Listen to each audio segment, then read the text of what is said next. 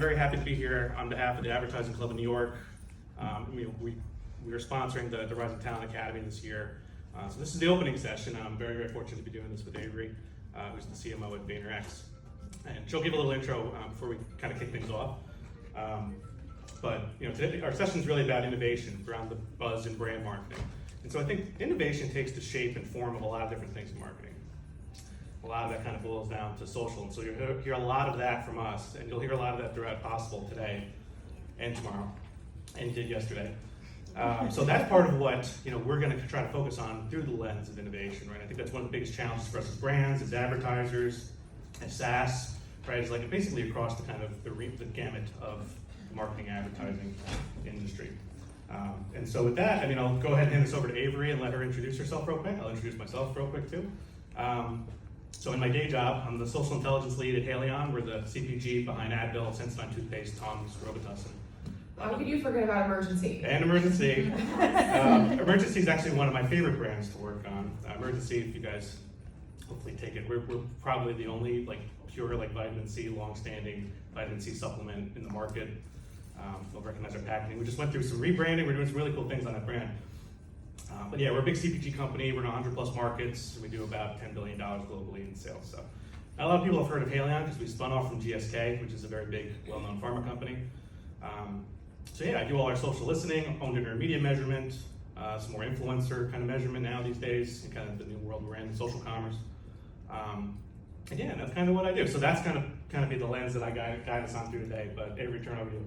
Yeah, well, thank you so much, Jamie. Thank you so much, Ad Club. Thank you so much, everyone, for being here and joining us. I'm Avery, and I'm from Vayner. In my current role, I oversee all things sort of marketing and communications for our global agency, which is called VaynerX. I'm sure most of you all caught Gary this morning. He shared a little bit about sort of our philosophy and our thesis at Vayner. And I've been lucky enough to be part of the team for the last 6.5 years, building out different initiatives, different service offerings, different offices, etc. I started in our sort of core headquarters in Hudson Yards on our media business. I moved to Singapore to launch our offices in APAC, moved back down here to beautiful Miami to open up our Miami presence, and also now serving as the managing director for our Latin America business. So I've been fortunate to work on a bunch of different things, and we've grown the company pretty significantly in the past few years, really with this idea of social at the center and working with our partners who are primarily American multinationals, Fortune 500 types, on all things marketing, from paid search to social to websites to influencers to creators, and of course social listening to TV spots. Really, you name it, we probably do it at Vayner. But social's really been at the core of everything we do. So Jane, when you talk about your role as the lead of social intelligence, even roles like that didn't necessarily exist 10 years ago. So it's amazing that an organization like Haleon is dedicating time and dedicating talent to understanding the conversation of what's happening on social, because as Gary kind of touched on in his keynote, social is the ultimate insights engine for brands. Yeah, and that was very clear, and I'm glad that we kind of come right after that because it's fresh on people's minds. Think about how many times he said consumer insight, right? And I feel like so many different professionals hear that every day. And that's kind of leads into our first question, because I think it's impossible, and you hear a lot of different CMOs talk about, voice of customer, customer-led, customer-obsessed, right? There's all these kind of different verbatims you hear. Customer first. Customer first. And it's more than just a buzzword. It's a truth, right? I think that's very evident in what Gary believes stands for, what VaynerX believes in, and what we believe in Haleon too, and I think across a lot of different companies.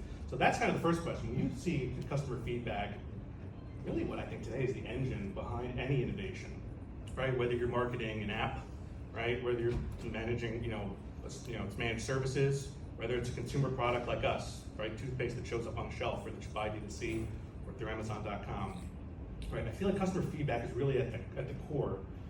So how do you ensure that that stays in the entire process of innovation, from its simplest idea when you're ideating all the way through to launch to when people actually touch a consumer product or service? Where do you see that? It's got to be difficult, because I feel like in my role, I only see a small piece of that. But CMOs, I feel like, have this full kind of holistic view, and that's where I feel like I learned so much that innovation had to be better in my role. Yeah, absolutely. So there's a couple different ways to think about innovation. What you're talking about, Danny, is a little bit on product innovation. It's hey, people are looking for this type of product. Maybe I'll use the example of emergency in a theoretical. Hey, people want to consume more vitamin C. What's a way for them to do that every day that like they can enjoy?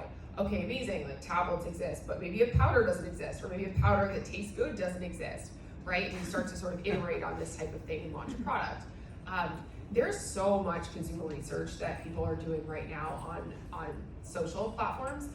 Maybe you all have sort of seen this in the lens of TikTok, where trends sort of start like on TikTok, and then companies actually build products specifically to address things that they're hearing their consumers say that they want on TikTok, right? Whether that's like a double-ended makeup brush or things like that. Elf Cosmetics has done this super successfully and have publicly shared that they actually use TikTok as an engine for product design and development, which I think is so amazing and so cool. And many other companies do that in sort of less direct ways. So that is sort of the product development angle.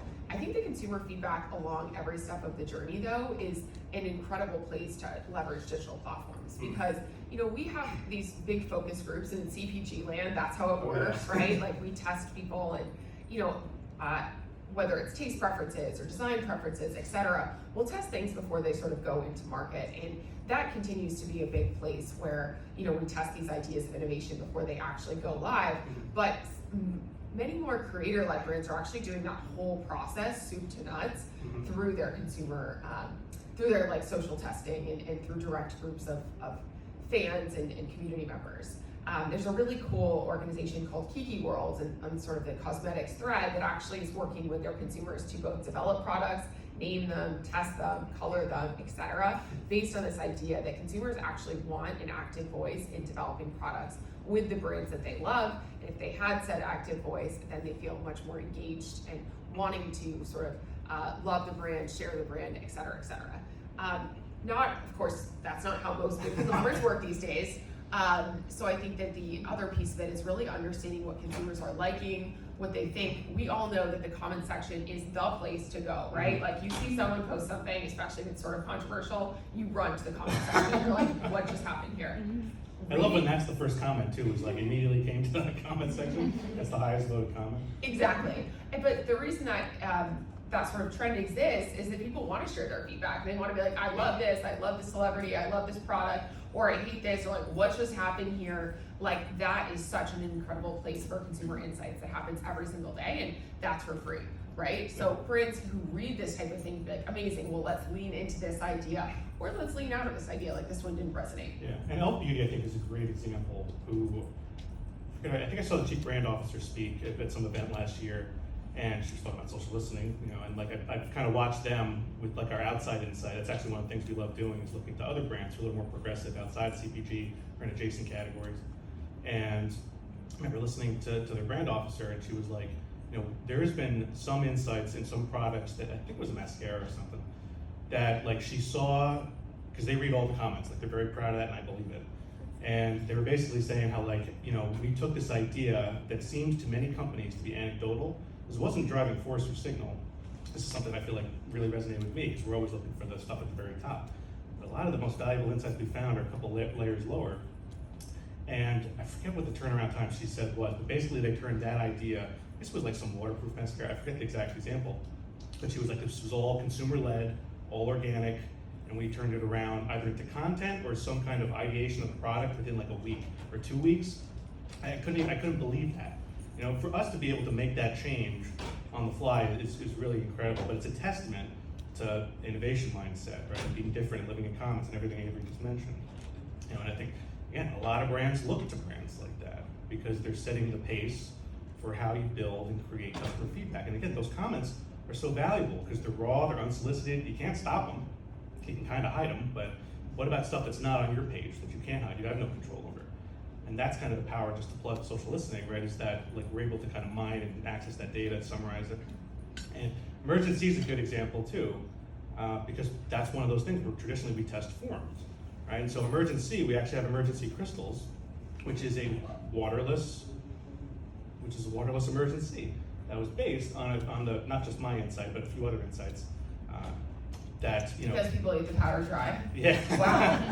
But it was also a convenience play, right? Is that like, hey, we know that this is a large audience that we kind of target, the travel, the foodie, right? It kind of touches a lot of different areas, right? I know when I start to travel, I start taking bird to see more, so you look to your own habits. And so we saw that, and we're like, oh, one of the things we also really wanted to do was kind of tap into nostalgia. And so that was the play on Pop Rocks. So if you take crystals, you'll feel the popping mechanism, get the exact ingredient. That gives you that kind of nostalgia play, and all that feedback was given right back to us in social listening. And so like that was like, it was a very like aha, like feel good moment of like, hey, this is all the work we put into this innovation, and now we're gonna take these insights and we're gonna try to create it in some of the other brands, which is kind of hush hush, but basically we know the form is powerful, we know nostalgia is powerful, and so this is all like social media put right into the innovation pipeline across a lot of different really complex cross-functional teams. But again, it's all led from social. Yeah, and I want to give you an example of, how at Vayner we sometimes take what's happening on social and actually turn it into a full-fledged campaign and sort of this thread of the evolution of brand building.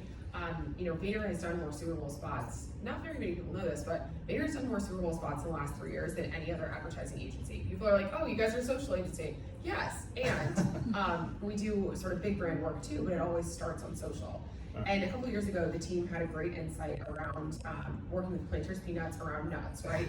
It's very controversial. Do you take like a handful of mixed nuts or do you separate them? And people have like takes on that. They're like, oh no, you can't eat them all together, or like, yeah, just a handful, like that's how you do it. That was sort of like a polarizing sentiment that the team observed on social and had a couple of hits on different Twitter posts and things like that. They actually turned that insight like into the idea of the Super Bowl campaign, which was amazing. And we've seen that happen like sort of many times over with the brands that we work with. It starts on social, but can turn into such a big idea. And something as simple as that too, right, that kind of sparks conversation. I feel like Kraft Heinz has done this. There's a few other brands that have kind of done that, right? They spark debate over asking a simple question.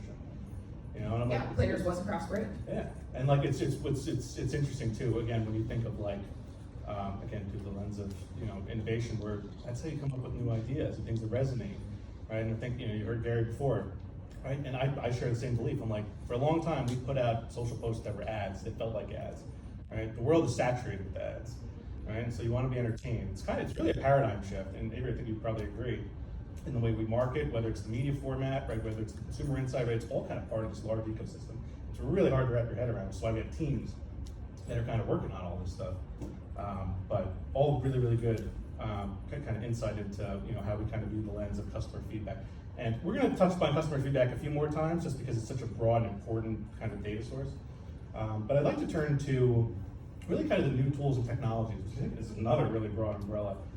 So you just think about it, right, guys, the pace of digital change, it's fast, right? We all know that, we all see it.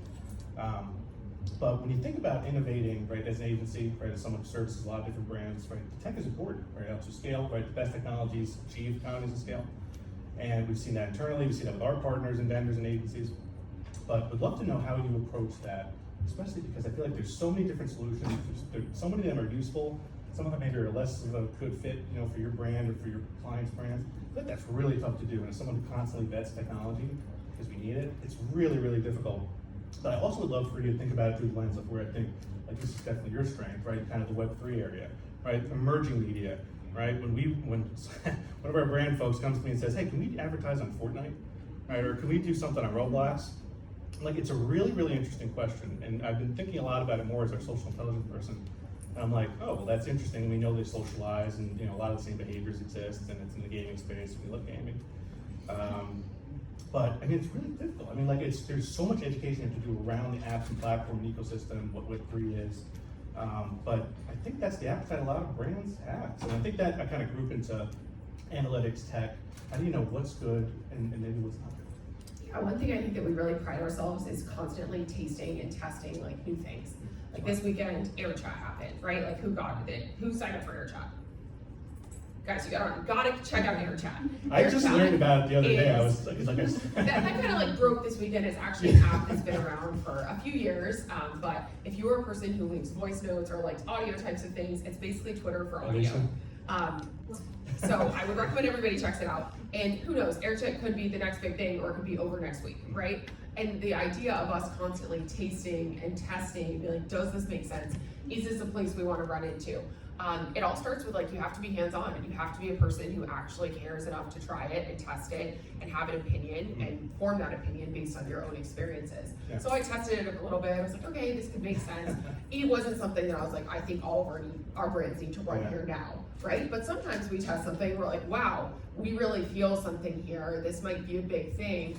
And that's how we felt. For example, TikTok a few years ago, we called like a breaking news video conference with a lot of our clients. We're like, you all have to open these accounts. This matters. This is a huge thing. We are not ignoring this anymore. Like, this is serious. We strongly recommend as your agency partner that you open these accounts. And a lot of our brands took our advice. A lot of them didn't, and that's okay too, because to your point, sometimes things don't work out. Is it too early? There's plenty of concerns around that type of an app, etc. But it all starts with us being practitioners who test everything ourselves and have our finger on the pulse of culture. So that's part one, is like assessment, then identification of where we think something might actually make sense. And we were big movers in the Web3 space for a number of different reasons. Gary himself launched a community called VFriends, and we're big believers in the future of digital items and digital goods. I think that is as clear and obvious to me as TikTok was a few years ago. Like, as Gen Z and Gen Alpha grow up, they are used to purchasing digital items, and of course they're going to want to purchase digital items from their favorite brands. That might be a huge thing tomorrow, or it could be in 10 years, but to me that's a really clear opportunity of a place our brand should be exploring and experimenting. Should they be putting all their marketing budget there? Absolutely not, right? Like, we usually think about this in like an 80-20 and 90-10 kind of capacity. 80 to 90% things we know drive the business and are critical to moving and selling products, proven performers. And then that 10 to 20 of like, we think this might be a thing. And oftentimes that 10 to 20 becomes that 80 to 90. We had like a little scale slide. One of our CMO partners, we were explaining that same kind of thing. Oh, Roblox is in this 10 to 20 bucket, and this Facebook is in the 90. And he's like, Avery, I remember when TV was the 90 and social was the 10. This is just the way that things work, and they will continually evolve. But you have to be testing and figuring out, the platforms where you want to get into a little bit in advance, so you can build that muscle for yourself, for your team, for your agency partners, to become really good at it. Because as we all know, like, you're not always great at something the first go around. It takes time, it takes attention, and it also takes sort of experience on a platform to figure out what's going to work for a specific brand. So I think we're known to be pretty far out there from an innovation perspective, and pushing our clients to try a lot of these new things, but with the always anchored to like business results, like what's actually driving business results, what's actually helping them move product and move units. And we're not romantic if AirChat like doesn't end up going anywhere, or TikTok doesn't go anywhere. We have to live in the now of what's practically driving attention today and now, while keeping always an eye on what might be next. And I think that's sort of our philosophy as it comes to tech as well. I know there's a lot of ad tech vendors here at this conference, and I've heard a lot of these pitches over the years. I've used to work at Google, where I was more in like the ad tech ecosystem, and I think a lot of these things can be awesome optimizers, but when we think about like what actually it sort of drives creativity, innovation, and progress for a lot of our partners, oftentimes it's not like an AI viewability tool. It's like actually posting things that consumers care about and using that to drive sales. Yeah, and that's so smart. And like, I asked that question because I feel like there's so much tech, and it's a very real force. And when we've been able to deploy a lot of these technologies too, and a lot of them touch social, or they touch e-com, or they touch shoppable media, right? There's all these kind of different kind of convergent points, and the consumers want them, right? And they want to socialize on them, or they want to spend money on them, right? Or they want to do whatever. And that's so smart too. And I remember your experience from Vayner3, right? Is that like, and I think it's okay. It's so smart the way you think about this too. Is that right? It kind of is binary, right? Something is a good decision or it's not a good decision, right? That's like Be Real. I remember in doing all our social listening, I was like, a lot of— Be Real had a moment though. Right, they did. So did Lemonade, and that had potential. Like, there's all this kind of flash that some of this was driven by Elon Musk, but the reality is, I mean, I feel like we have these conversations every year in social. It's like, oh, what's the next big thing? Even if we don't necessarily want it or want it to replace something, there's still going to be something. Someone's always building something or trying to address some kind of need. Right, and the example you gave was perfect too, right? And like, this may be a flash in the pan, it may not, and that's so important to hear as a CMO too, where that it's like, hey, let's not put all our money in this basket. We'll test a few things, how do we do it small scale, fail cheap, fail fast, and learn, and figure out if this is right for us. but that's it's so uncomfortable, right? Because I feel like today, like there's a lot of pressure on ROI and kind of delivering results, you know, but I feel like it's so smart, and Vayner's been doing this a long time, right? It's like being at the forefront of what this is. Because in the next 10 years, right, the metaverse will be a more tangible thing, or less tangible thing. But like that's what's so smart, and like you have to put in the time now, like any good technology. I think the 90-10 and the 80-20 split, it's a perfect example, right? And Gary talked about it before too, right? Not everyone kind of puts their money in social, but the next 10 years, it might be 50-50, right? Or it's gonna be something entirely different. Just generations of different demographics, they're not watching TV, right? And you know, and it's such a fascinating conversation, and a lot of us in their life, I think. But you talked about another important point that I'd love to ask, which is really, I think, the balance of creativity and analytics. As someone who, and I learned it, you know, a couple of years ago, like this isn't mutually exclusive. I used to think analytics people couldn't be creative and creative people couldn't be analytical. And I was very, very wrong. I learned that very slowly over time. But as a CMO, right, I mean, like you lead an organization and how to think with the best of analytics and the best of creativity, right? And so like, I mean, how do you drive that ambition across Vayner, across your clients? I feel like that's so hard to do, because I feel like some stuff, yeah, either, you know, everyone has different skills, right? Some people lean more kind of left brain, some more right brain, but together, right, you've got a melting pot of incredible talent. And how do you get the most out of your talent? I think that's a really important part of innovation too. This balance, or, you know, it's kind of ambiguous maybe, but, you know, creativity, analytics, data-driven decision-making, it all goes hand in hand. I would love to hear, especially from a CMO perspective, how you do that and drive across the organization. Yeah, well, one of the favorite emails I get each week is about our work of the week, and it is co-authored by our Chief Creative Officer and our Chief Analytics Officer. And why this is amazing is like the best work of the week isn't the best because Avery says it's the best, or because Gary liked it, right? The best work of the week from an organic perspective is the one where the most consumers organically saw it and it was aligned with the brand message. And the amazing thing is, like, you couldn't see that kind of information on TV or like on a print ad, right? Like it all had to go through like surveys and studies and that kind of thing. You can't see that on a banner ad. With social media, you can literally see how many organic views a piece of content got. And everyone can see it. Everyone in this room can see it, which is amazing. Of course, some people amplify, et cetera, et cetera. But we have this sort of, you know, tracker where we have a database of all of our partners on all of our sort of client work of the week. And what is the best work that got the most organic reach that was on message, of course, for our brand partners. And it's amazing to see that, because I think it brings together creativity and it also brings together analytics in one place. It's really clear. So that is sort of how we do it at Vayner. From a longer term measurement perspective, like oftentimes if it's something like a retailer or there's a D2C component, we can also see like what drove the most sales, like what was the single ad that drove the most sales of emergency. And it's not like a small difference, right? Like I look at the performance of the ads, there'll be like one that just like crushes it, and there's a bunch of just like okay ones, and maybe there's one that like totally sucked. And it's like, okay, great, why was this one great? Let's take that insight and do more of what made that great.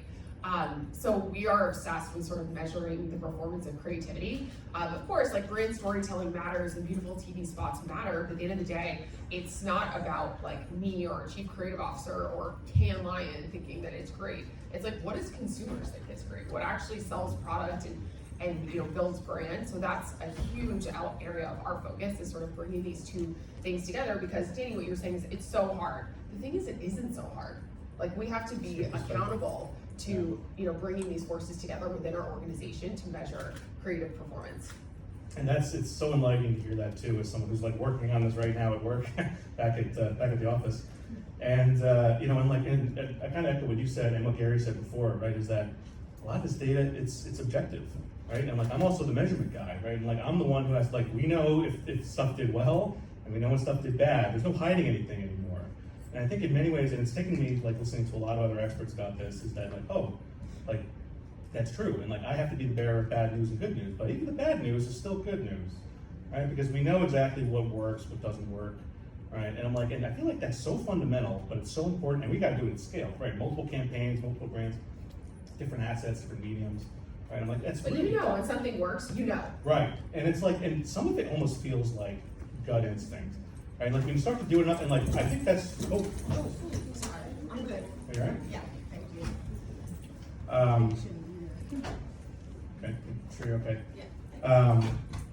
But, and now I just lost my train of thought. Feels like gut instinct. Right, so guidance, it's like, well, thank you. It's one of those things where I feel like, especially as an analytics guy, like I'm all like data driven, hardcore, you know, that's fine, whatever. But you know what? You do something enough, you learn your brand, you learn your customer, right? And I'm closer to our customer in our company than anyone. With the exception of maybe our sales force and some of our community managers. But I'm right there with them, right? And I'm running tons of analytics. And that's where I think you sort of get that gut feeling, right? Where it's like, okay, I don't have all the data behind this, but you know what? If one person said this and they like, you know, whatever this new form or this new ingredient or this hot trending thing, you know what? Why don't they extrapolate that? I bet a few more people do, right? You know how to do that through social listening. And so a lot of that, again, is this balance of like gut and like kind of soft skill, but also like following the data.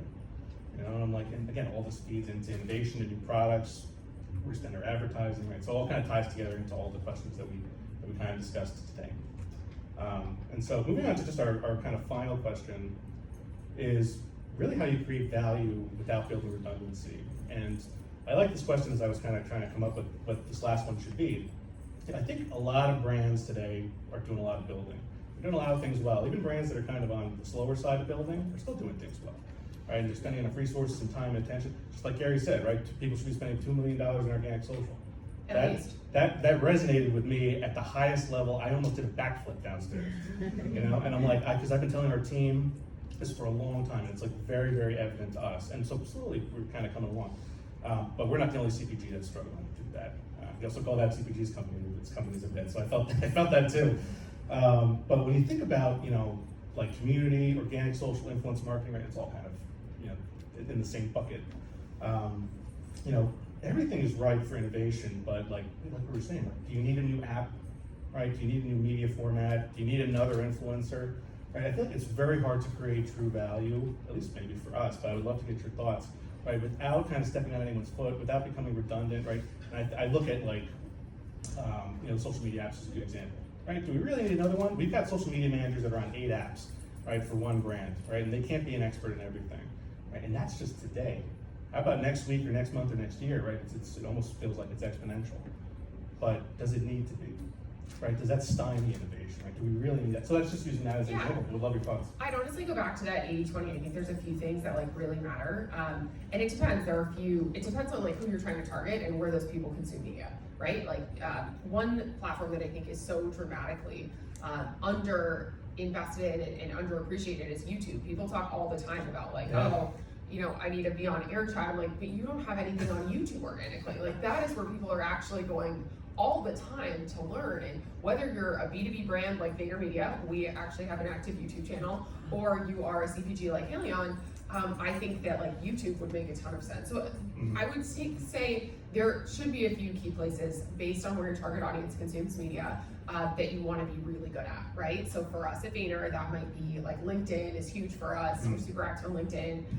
We are active on Instagram. Then we're like kind of active across a couple of other platforms, but prioritizing and getting great at your, you know, bulk, your 80%, and then always trying new things because who knows, like it also sharpens sort of the your pencil against thinking on new things. And I'll give an example of why sometimes testing something can end up paying off in the long run for your team. So Vine, Gary actually bought a Vine agency like, I don't know, 12 years ago, which was called Great Story, or I forget what it's called. Anyway, it was a Vine agency, I think it was called Great Story. And Vine was like that 6-second ad format that was like, it was so quick, and like the time that was like crazy, so short. And Vine didn't end up working out. I think it got acquired by Twitter, and that sort of idea, like it kind of passed. But guess what? The 6-second ad format became the ad format. That is like, then was a preview to YouTube bumpers. It's a preview to short form video. It was a preview to getting us and our clients to understand that short form mattered. So I think even some of these things that like might not be around forever ultimately inform how you create content. Let's also talk about TikTok, right? Like, you know, 2 years ago, we had that Zoom call with our clients and said, you have to take this seriously. A lot of them did, a lot of them didn't, but the ones who did, they started to build the muscle of short form video content. If you look at whether it's Instagram Reels, or now even LinkedIn has a feature that like kind of looks like TikTok, right? That short format of Reel has now proliferated everywhere. The TikTokification of social media has impacted algorithms on all of our favorite apps, right? So like leaning into to the side of innovation to figure those things out early can ultimately pay dividends for that 80%, because a lot of those things end up, you know, becoming much bigger scale. So I think, if you're resource constrained, and who isn't, everyone here has like 1,000,001 things to do and not enough time. Pick a few to be good at, but be sort of watching and listening across other places, and don't feel like you have to do everything. Do a few things right. Fewer, bigger, better is another mantra that we're always trying on my team. Yeah. So I know we're at time here. Thank you to the Ad Club. Thank you to Danny. Thank you to you all, and I hope I get the chance to hang out with you all if possible this week. Thank you, everyone.